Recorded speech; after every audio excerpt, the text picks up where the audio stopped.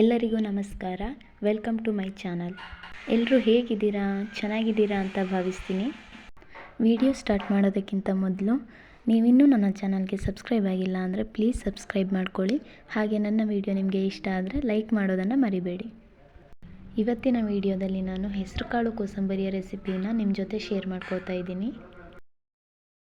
ಬನ್ನಿ, ಆರೋಗ್ಯಕರವಾದಂತಹ ಹಾಗೆ ರುಚಿಕರವಾದಂತಹ ಹೆಸರುಕಾಳು ಕೋಸಂಬರಿಯನ್ನು ಮಾಡೋದು ಹೇಗೆ ಅಂತ ನೋಡ್ಕೊಂಡು ಬರೋಣ. ಮೊದಲಿಗೆ ನಾನಿಲ್ಲಿ 1 ಕಪ್ನಷ್ಟು ಮೊಳಕೆ ತರಿಸಿದ ಹೆಸರುಕಾಳನ್ನು ತಗೊಂಡಿದ್ದೀನಿ. ಹಾಗೆ 1 ಕಪ್ನಷ್ಟು ಸೌತೆಕಾಯಿಯನ್ನು ಚಿಕ್ಕದಾಗಿ ಕತ್ತರಿಸಿ ಇಟ್ಕೊಂಡಿದ್ದೀನಿ. ಸ್ವಲ್ಪ ಕೊತ್ತಂಬರಿ ಸೊಪ್ಪು, ಹಾಗೆ 1 ಕಪ್ನಷ್ಟು ಕ್ಯಾರೆಟ್ ತುರಿ, 1/4 ಕಪ್ನಷ್ಟು ತೆಂಗಿನ ತುರಿ, ಹಾಗೆ 1/4 ಕಪ್ನಷ್ಟು ಉದ್ದಿನಬೇಳೆನ ನೆನೆಸಿಟ್ಕೊಂಡಿದ್ದೀನಿ.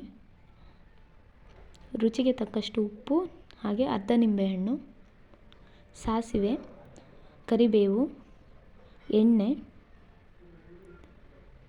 ಹಾಗೂ ಇಂಗು. ಪೆಪ್ಪರ್ ಪೌಡರನ್ನು ನಾನು ಅರ್ಧ ಚಮಚದಷ್ಟು ತಗೊಂಡಿದ್ದೀನಿ. ಒಂದು ಬೌಲ್ಗೆ ಮೊಳಕೆ ತರಿಸಿದಂಥ ಹೆಸರುಕಾಳು, ಸೌತೆಕಾಯಿ, ಕ್ಯಾರೆಟ್ ತುರಿ, ಉದ್ದಿನಬೇಳೆ, ಹಾಗೆ ತೆಂಗಿನ ತುರಿ, ಕೊತ್ತಂಬರಿ ಸೊಪ್ಪು,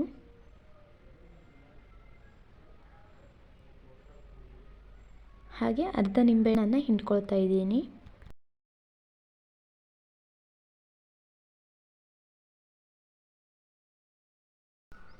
ಈಗ ಅರ್ಧ ಚಮಚದಷ್ಟು ಪೆಪ್ಪರ್ ಪೌಡರನ್ನು ಇದಕ್ಕೆ ಸೇರಿಸ್ಕೊಳ್ತಿದ್ದೀನಿ,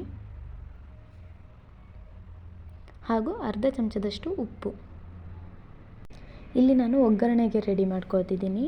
ಮೊದಲು ಎಣ್ಣೆನ ಹಾಕ್ತಿದ್ದೀನಿ. ಎಣ್ಣೆ ಕಾದ ನಂತರ ಅದಕ್ಕೆ ಸಾಸಿವೆನ ಹಾಕ್ತಿದ್ದೀನಿ, ಹಾಗೆ ಕರಿಬೇವನ್ನು ಹಾಕ್ತಿದ್ದೀನಿ. ಇದಕ್ಕೆ ಸ್ವಲ್ಪ ಇಂಗನ್ನು ಸೇರಿಸ್ಕೊಳ್ಳೋಣ.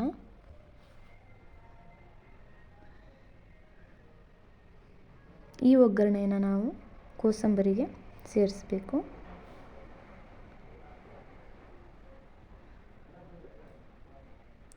ಒಗ್ಗರಣೆ ಸೇರಿಸಿದ ನಂತರ ಈ ಕೋಸಂಬರಿನ ಚೆನ್ನಾಗಿ ಮಿಕ್ಸ್ ಮಾಡ್ಕೋಬೇಕು.